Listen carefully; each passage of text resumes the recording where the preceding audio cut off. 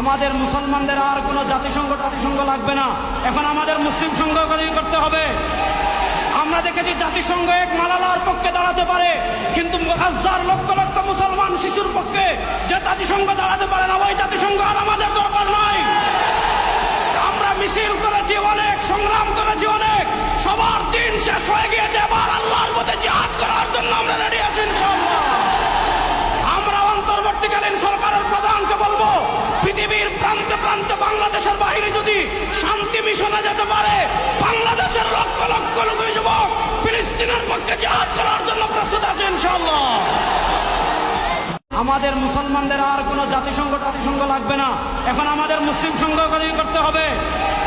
আমরা দেখেছি জাতিসংঘ এক মালালার পক্ষে দাঁড়াতে পারে, কিন্তু হাজার লক্ষ লক্ষ মুসলমান শিশুর পক্ষে যে জাতিসংঘ দাঁড়াতে পারে না, ওই জাতিসংঘ আর আমাদের দরকার নাই।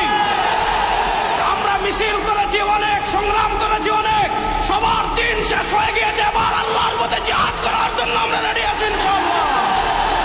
আমরা অন্তর্বর্তীকালীন সরকারের প্রধানকে বলবো, পৃথিবীর প্রান্তে প্রান্তে বাংলাদেশের বাইরে যদি শান্তি মিশনে যেতে পারে, বাংলাদেশের লক্ষ লক্ষ